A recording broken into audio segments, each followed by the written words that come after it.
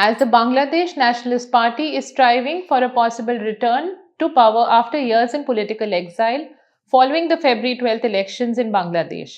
It is repositioning itself as a party seeking balance and stability, particularly in its approach towards India. The BNP's priority, says senior leader Amir Mahmud Chowdhury, is de-securitising bilateral engagement, restoring diplomatic normalcy, and re-anchoring Bangladesh's external relations in multilateralism rather than personality-driven or country-centric politics. Amir Khusro, a standing committee member of the BNP and a former commerce minister, says the immediate focus of his party, if it comes to power, will be addressing issues that require immediate attention, such as border killings, water sharing, trade, and regional integration. He says regional integration, particularly connectivity and supply chain linkages in South Asia, are a missed opportunity in a region where intra regional trade remains abysmally low. He points towards BNP's long standing commitment to multilateralism, a pillar of Khalida Zia's legacy, arguing that border regional frameworks provide balance and resilience. In an exclusive interview with The Week, Khusro says that while addressing bilateral irritants is important, symbolism too should not be underestimated in diplomacy.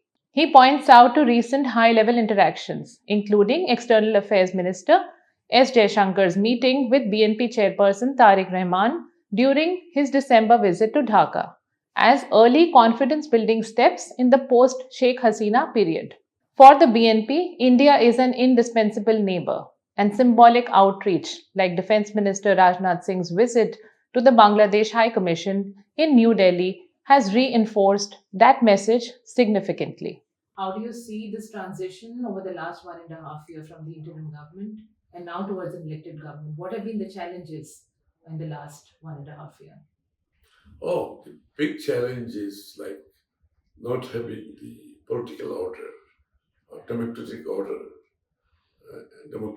in the country for so long. So the practice of democracy and the absence of uh, disenfranchisement of the citizens in the electoral process, and also in the absence of political, constitutional, and democratic order in the country, that created a big vacuum where now it's all political parties and the whole environment of politics and democratic order needs to be brought back. So that's a big challenge. Of course, election is going to be a big challenge as well because so people have not been able to vote for the last 3, 4 elections, and eagerly waiting to cast their vote, elect their representatives to the parliament and to the government, hopefully expecting the parliament and the government to be accountable to the citizens, which has been totally missing for so long. So that will bring back some political order in the country, of course. With that, all the civic rights that citizens expect in their own country. So that is what, in the absence of that, what has happened in Bangladesh is not just political disruptions; it's also economic. That the country is in practically in doldrum economically, and the culture of the country and the institutions, the way they were run, most of the institutions have broken down actually, non-functional. So then you have to restore those institutional issues to the proper order, to be run independently, professionally, with accountability.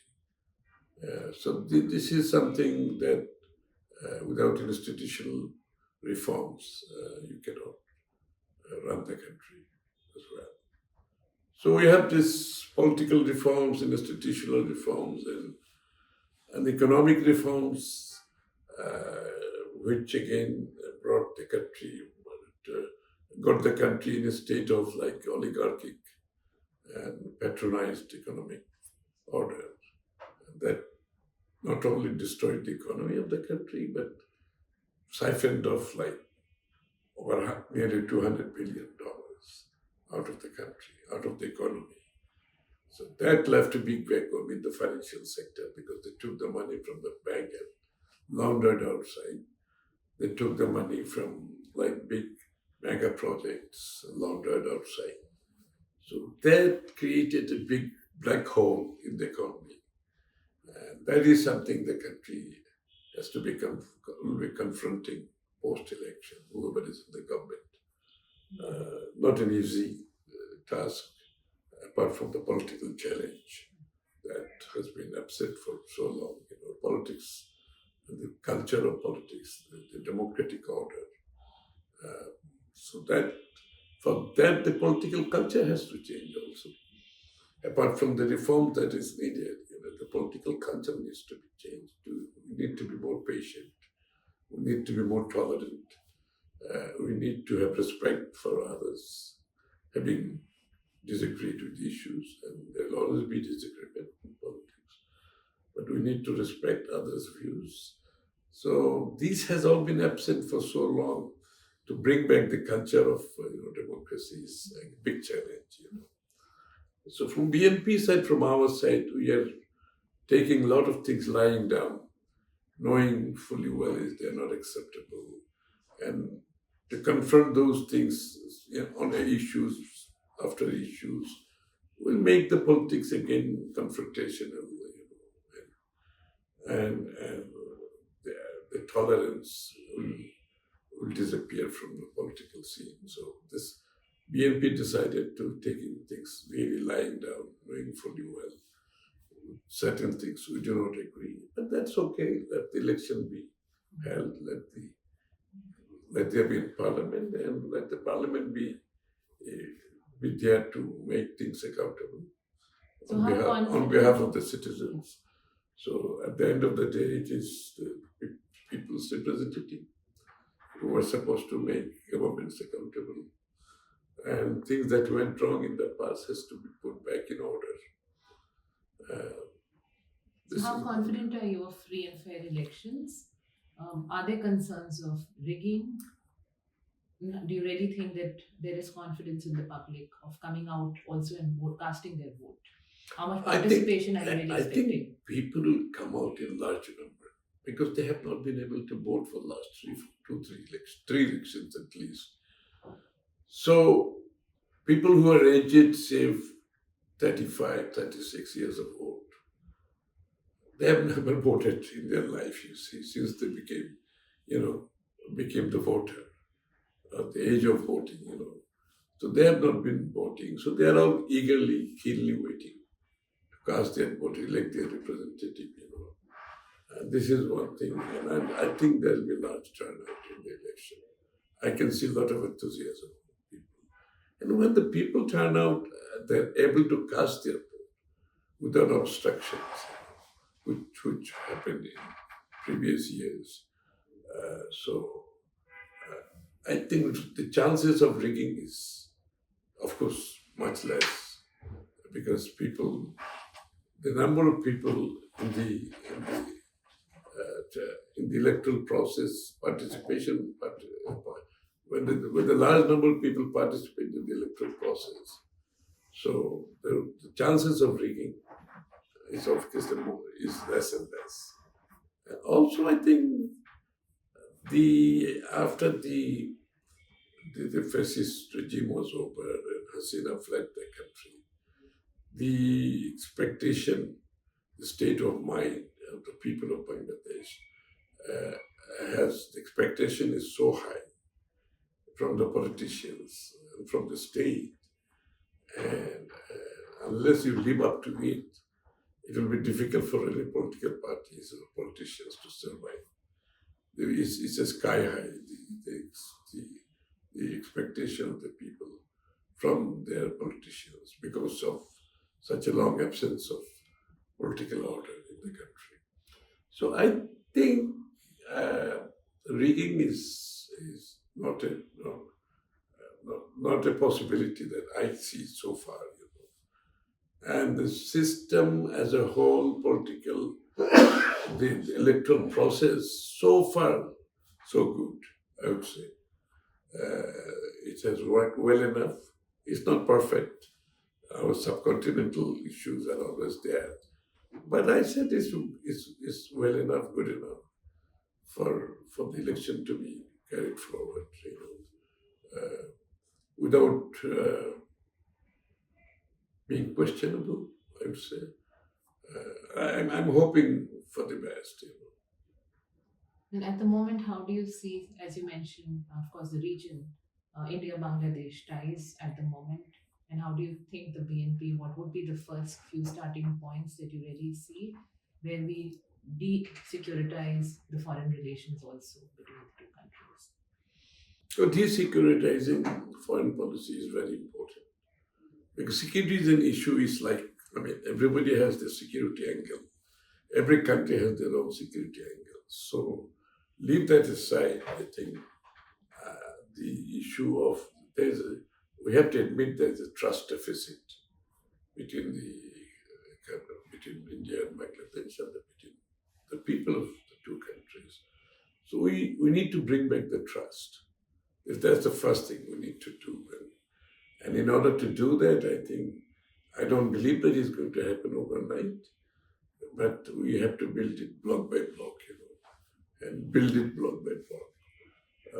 So that is something that will require recalibrating the issues has been that has been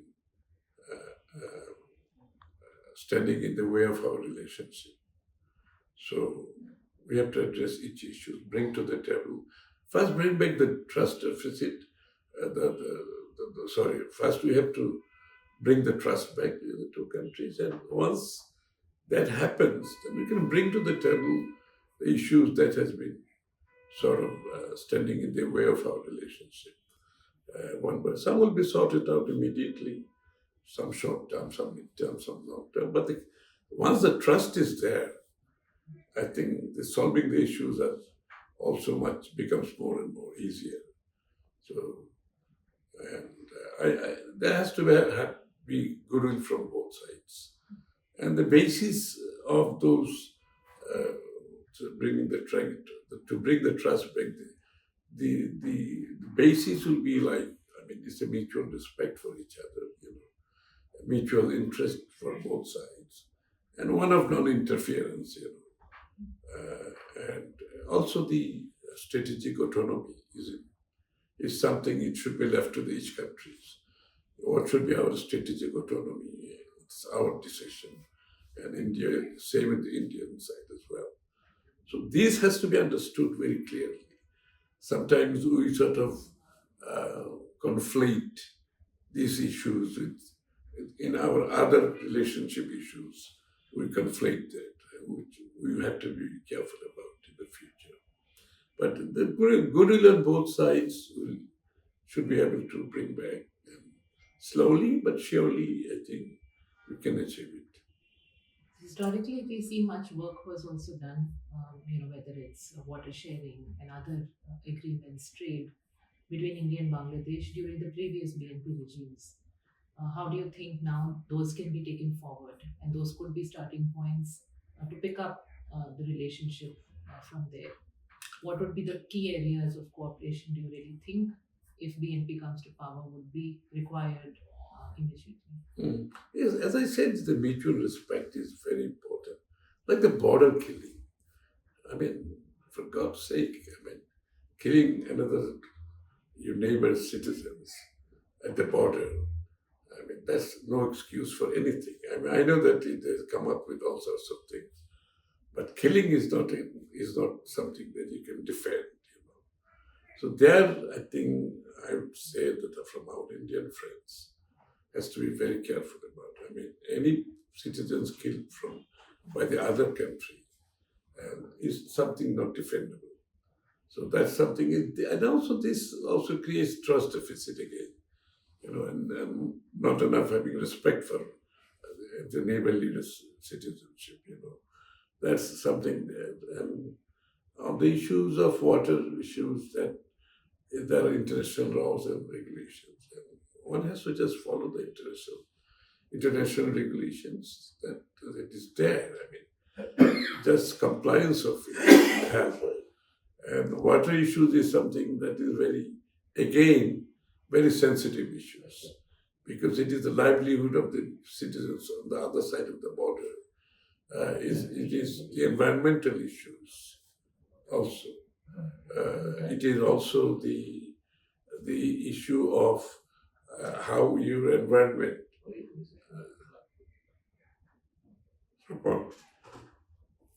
for various reasons. It's not because you're right to get the water as per the international conventions and laws. It's also the matter of livelihood for people. Millions and millions of people depend their livelihood. Depends on their livelihood depends on the availability of the water. And environmental issues is how it affects the environment, drying up the land and turning, and how this, for the want of water, your environment is affected, apart from your livelihood. So water is a very sensitive issue, as they say, but there is a third world water could be on water. I mean, there are talks like that also. So water is very sensitive. I think we need to resolve that issue. However, we have to confront it, looking the other way, avoiding it is not going to go away. These issues will keep coming back, and it will bother. It will hurt the relationship between the two countries. So, like Tista is a big sentiment in the border district, So we have to address the water issues. And on other issues, the trade and other issues, we can sort it out and sit down. And those issues can be more easily sorted out because it's like a comparative advantage on both sides. So we have to make sure that our comparative advantage is respected in the trade issues. And thirdly, South Asian integration is also very important. We are the least integrated region in the whole world right now. I think we do hardly 5, 6, or 7% of the trade in the South Asian countries. So we are least integrated. We need to really integrate them. And India, Bangladesh, all the nations have a role to play. So India has a big role to play there, how we integrate the South Asian regions. Because our supply chain can help a lot between the countries, can benefit from our own supply chain, and we can really exploit it to the best of our benefit. So those things can also help the bilateral relationship, because sometimes regional relationship can build up, also helping to improve the bilateral relationship. So I'm a very strong sort of advocate for South Asian integration. So there we should work together also. And you worked in the previous BNP regime. You've seen Begum Khaleda Zia's up close handling issues. What would you say is common now, which Tarique really carries forward from his mother's legacy? No, I think Tarique Rahman is again, we are just starting from President Ziaur Rahman's policy of South Asian integration. He was the champion of South Asian integration. So followed by Begum Zia, she tried it. And Mr. Tarique Rahman following the same footprint, basically. And nothing new about it.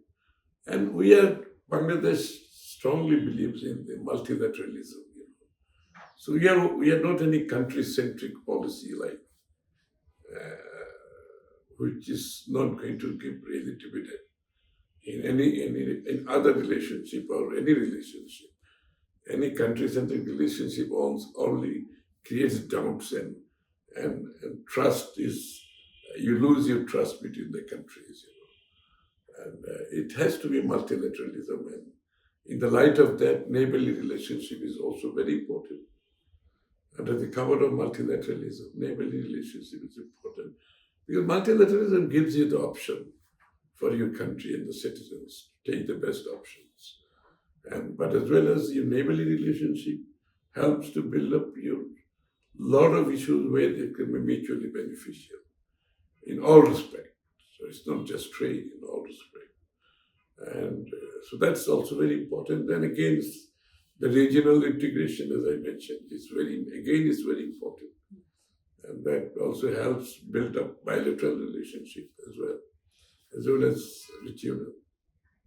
So now with the Awami League really sitting out of these elections, and we've seen concerns of Sheikh Hasina's exile in India.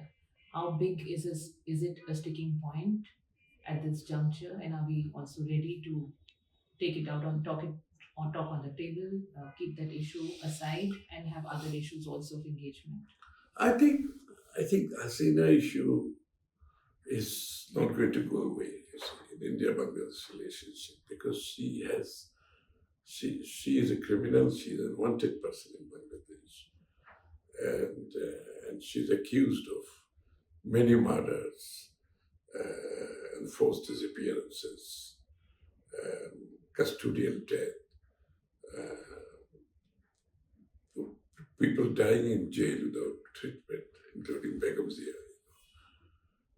And many more, of course, huge corruption, money laundering, and all that. And sitting in India for her to, is people of Bangladesh expect that she should be sent back to face the trial. So this is something I think India has to reckon with. And I think India has to confront this issue. It's something just sitting there. I mean, it's not something that you forget with time. It changes. Nothing changes. The fact that sitting there, and she's also been accused of carrying on some activities by various agencies within Bangladesh. So that's also something India needs to address, I think. And I think that will create a lot of goodwill if a lot of those criminals sitting in India who are wanted people in Bangladesh, some of them could be repatriated back to Bangladesh. I think India should consider these things seriously. And I think that will be a good gesture towards building another block of relationship in the future. That will help. But realistically, the relationship has to be between the state to state, people to people, nothing beyond that. Any other relationship really does not help to build the relationship between this country to country and people to people, because they should not be considered any part of relationship. Because there is a school of thought in India that they believe in such relationship, the personal relationship or party relationship. I think that doesn't help. I don't want to. We have a lot of friends there. I mean, they believe that if you give such importance to that kind of relationship, that doesn't help the two countries' relationship or people to people relationship. I think it's not just about Hasina. It should not be with anybody else for that matter. So these are the issues sometimes are sort of taken into consideration in the development of relationship, but in fact it's just the contrary. It works the other way around. It works other way around actually. What were the key takeaways from the recent visit of the Indian Foreign Minister, Dr. Jaishankar? I think that was a great gesture, a good gesture. It was appreciated in Bangladesh. And I was in the meeting. It was a good discussion from both sides. And I think that was again, as I say, it's a step in the right direction. Also, your Defense Minister, Rajnath Singh, is going to Bangladesh mission and writing a note of condolence for Begum Khalida Zia. Again, a big, good gesture, I think. These things also builds the relationship, helps improve the relationship. So, as I said, I mean, we have to build it up block by block, and that's possible. with goodwill from both sides. My last question, there are, of course, concerns, as you would see, even in the media, about minorities and safety and security of women in Bangladesh. How do you see, has there been a rise in some extremist sentiment in the last 1.5 year? And how do you see the elected government addressing these issues? You see, when you don't have an elected government, when you don't have democracy, when you don't have a parliament and a government which is elected by the people, you create the space for these people, the hooligans, who tries to be emboldened in a situation like that.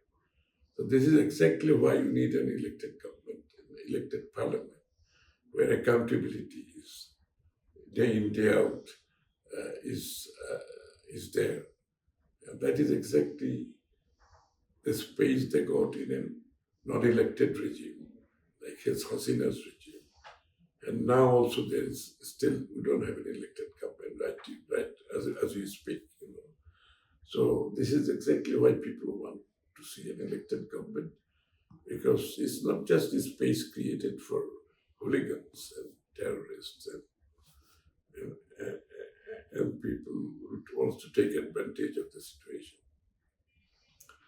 It is also put on hold the development of the country.